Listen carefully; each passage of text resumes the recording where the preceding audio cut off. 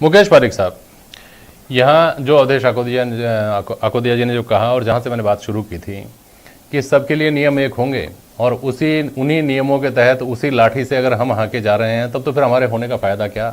हमारी बात यहीं से तो शुरू हुई है कि राजस्थान ने आपको अपार जनसमर्थन दिया है। हालांकि ऐसा कोई नियम नहीं है कि 25 सांसद आप यहाँ से चुनकर गए हैं तो आपको राजस्थान के लिए कुछ खास करना पड़ेगा, लेकिन स्वाभाविक रूप से ये एक चलन है, ये अपेक्षा किया जाना स्वाभाविक है।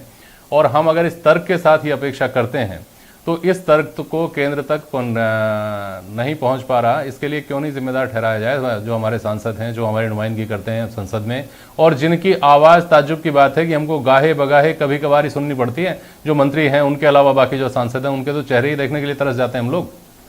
मुकेश पारिक साहब, देखिए जेपी जी, ये सौभाग्य की बात है कि हमारे जो मंत्री हैं, जल संसाधन मंत्री, वो मरु स्थल से ही आते हैं, जोधपुर से आते हैं और वो हमारे मंत्री हैं।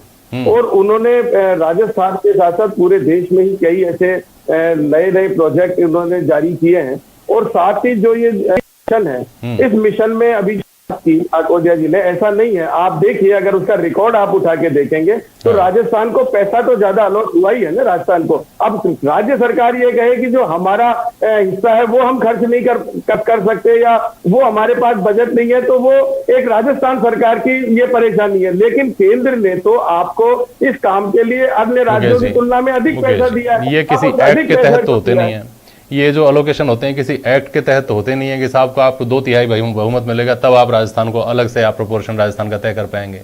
ये तो केंद्र सरकार के फैसले हैं। राजस्थान की भौगोलिक स्थितियों के हिसाब से आप राजस्थान को इस तरह से क्यों नहीं जस्टिफाई कर सकते। आप या आरसी चौधरी साहब की भी सरकार रह ली, ऐसा नहीं है कि वो सवालों के घेरे में नहीं है।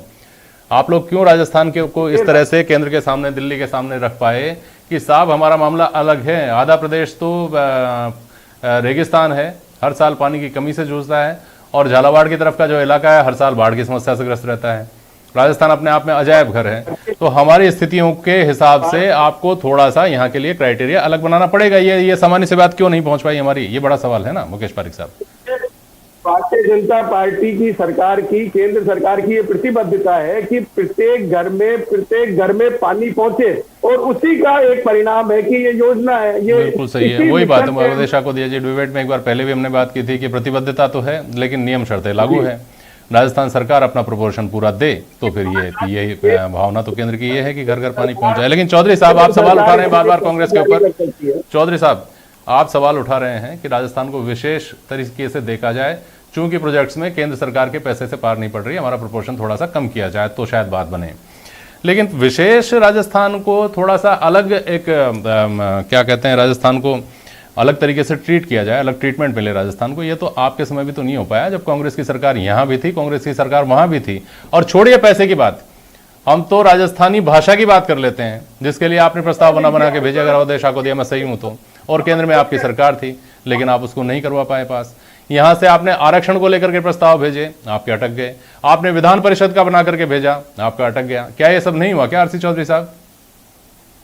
मैं धन्यवाद देना चाहूंगा जेपी साहब, आपने इन तमाम तथ्यों की पुनरावृत्ति की। मैं कहना चाहूंगा कि 35 साल के बाद में पूरे देश के अंदर पूर्ण बहुमत की सरकार, बड़े प्रचंड बहुमत की सरकार बन के आई।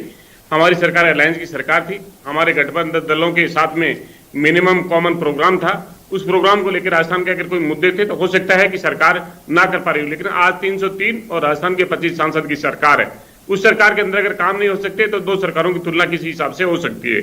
तीसरा मैं कहना चाहूंगा कि आपने जिक्र किया निश्चित रूप से कितनी अच्छी बात कही कि किस प्रकार से अतिवृष्टि का जो दंश है वो राजस्थान का एक हिस्सा झेल रहा है। हमने इंदिरा गांधी कैनाल प्रोजेक्ट लेके आए थे, देश के कांग्रेस की सरकार लेके आई थी, और उस सरकार ने राष्ट्रीय परियोजना घोषित करके किया था। देश के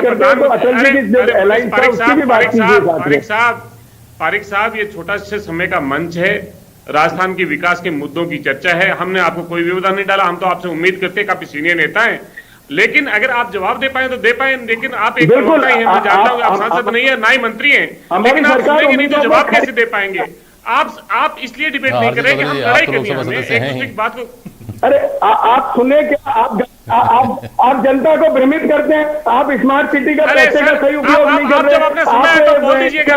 आप भ्रमित करते मैं कह रहा हूं कि प्रधानमंत्री जी ने अमृतों के बाग में ईस्टर्न कैनाल योजना का जिक्र किया था या नहीं वैसे किया था? ये जो बहस देश है के प्रधानमंत्री कि का किसी वक्तव्य प्रदेश अपने विशेष शीर्ष को नेता का याद है या नहीं है? खास अगर वो ट्रीटमेंट आपको मिला याद के है नहीं तो मिला। राजस्थान की धरती चाहे पे क्यों नहीं? वो राजस्थान की बात हो चाहे किसी दूसरे स्टेट की बात हो, ये बात इस शासन में इस केंद्रीय नेतृत्व के साथ थोड़ी अप्रासंगिक सी नहीं लगती क्या? जहां राष्ट्रीय मुद्दे और बहुत लंबे समय से मुद्दे हैं वो उनके एजेंडे में हैं, उनको वो ये इंतजार नहीं करते कि सरकार के तीसरे साल में चौथे साल में जाकर निपटाएंगे, सरकार के पहले साल से काम शुरू करते हैं।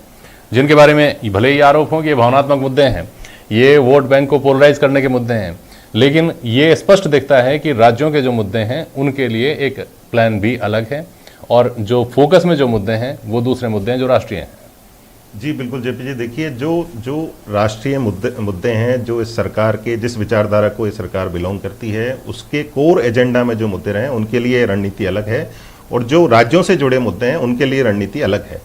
जो किसी भी राज्य को विशेष दर्जा देना या विशेष पैकेज देना, ये इस तरह का मामला है।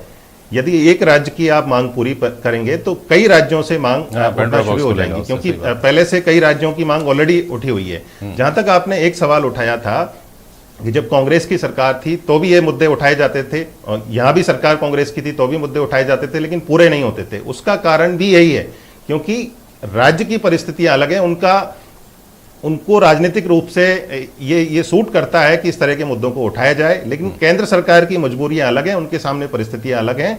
उनके लिए किसी भी राज्य की मांग को मानने का मतलब है दूसरे राज्यों की मांग को भी मानना।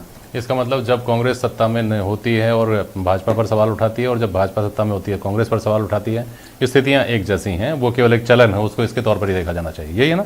बिल्कुल बिल्कुल जेपी जी, मैंने आपको पहले भी कहा है कि जब जो दल बदलते हैं, जो सत्ता में आता है कोई सा भी दल हो उसका चरित्र उसी जैसा हो जाता है, जो विपक्ष में रहता है उसका चरित्र उस जैसा हो जाता है। बहुत शुक्रिया आप सभी का आज प्राइम डिबेट में शामिल होने के लिए। आज के लिए बस इतना ही। नमस्कार।